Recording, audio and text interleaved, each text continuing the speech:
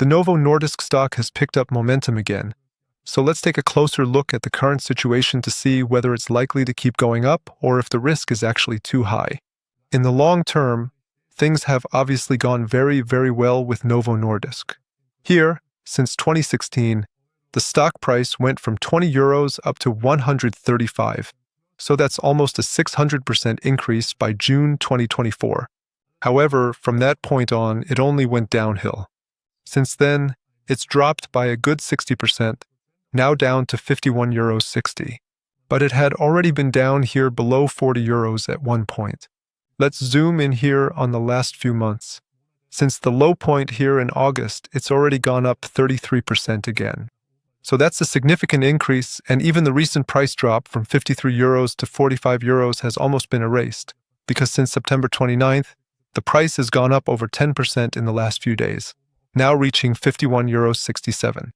Or we can also take a look at all this in Danish kroner so that later we have comparison figures for the annual report.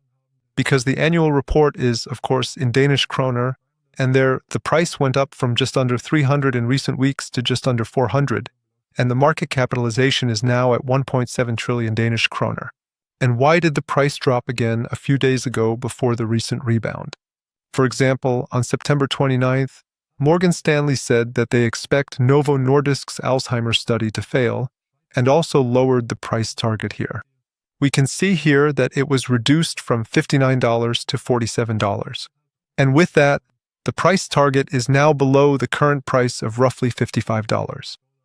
Another analyst firm, Berenberg, on the other hand, kept Novo Nordisk rated as a buy and published their report on September 17th, so just a few weeks earlier. And here they set a price target of 425 Danish kroner, which is about 50 kroner above the current price. But they did lower the target overall. Previously, they had a price target of 610 Danish kroner, and here we can clearly see what analysts often do. They lower their price targets when the stock price has fallen. They raise them when it has gone up. So basically, they're more reactive than actually providing reliable forecasts for the future. That's why I don't put much trust in these analyst firms, but instead do my own research and evaluate stocks independently of current price movements. What matters much more to me is the company's actual business operations. And here, for example, there are also individual announcements like the one on September 10th. On that day, Novo Nordisk announced that they are streamlining operations and investing in growth. What does that mean? They want to cut jobs, about 9,000 positions worldwide. By the end of 2026, they aim to achieve annual savings of 8 billion Danish kroner through this. And then they go on to say, one-time restructuring costs of 8 billion Danish kroner will lead to an updated forecast for full year 2025 operating profit growth of 4 to 10% at constant exchange rates, and cutting 9,000 jobs. With 78,400 employees, that means well over 10% of all jobs will be cut, and 5,000 of those are in Denmark alone. If we look further down, we also see the adjusted forecast. As mentioned, the new target is now 4 to 10% EBIT growth at constant exchange rates. Previously, on August 6th, the expectation was still 10 to 16%. This change is due to the special effect that these cost-saving measures will cost 9 billion Danish kroner, although they expect to recoup 1 billion of that through savings already in the fourth quarter. So, in total, there will be 8 billion in final costs due to restructuring.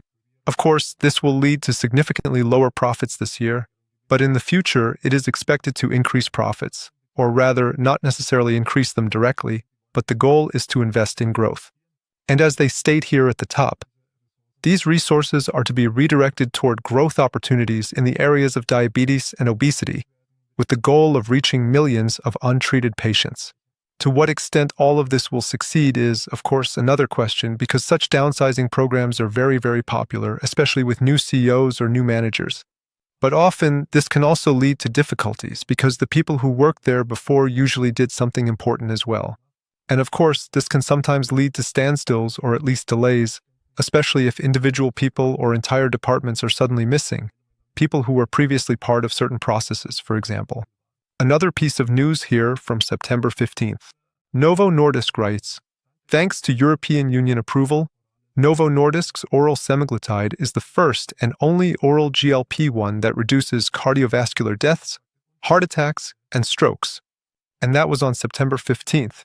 And just 2 days later, Novo Nordisk writes again. Novo Nordisk's oral semaglutide 25 milligrams led to a weight loss of 16.6% in people with obesity in a newly published study. And we find plenty of such news if we keep looking further back into the past.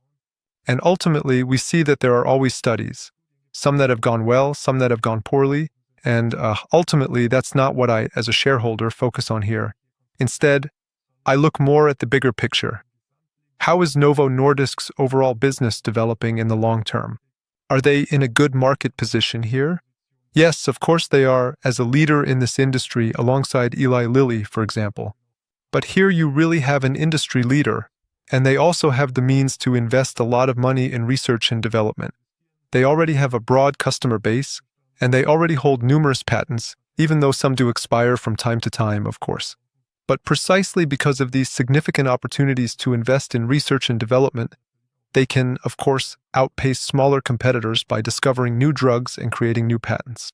And this, of course, also serves as a moat, not insurmountable, but still very beneficial for the market position or standing of Novo Nordisk.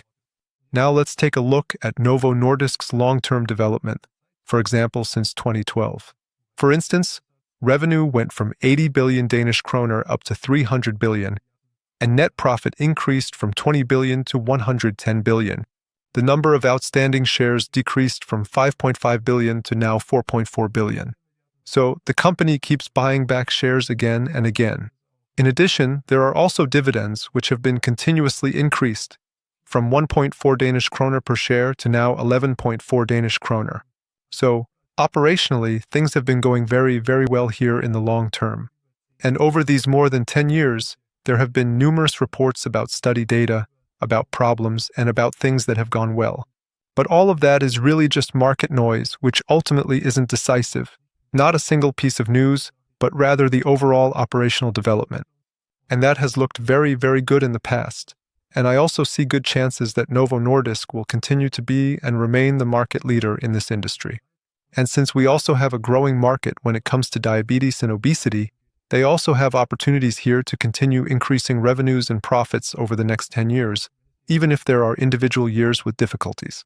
And if we take another look at the XTB Xtasia 5, we also see here that the current PE ratio is around 15, which, for a market leader in a growing market, in my view, is not too expensive.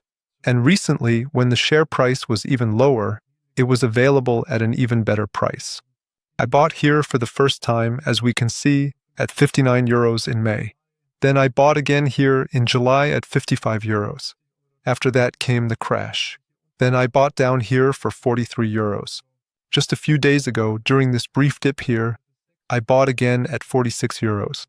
Now the price is at 51 euros, which means Novo Nordisk is currently down 6% for me. My average purchase price is 54 euros 20, currently here at 50 euros 90. There was also a small dividend since then, and Novo Nordisk is my fourth largest position here.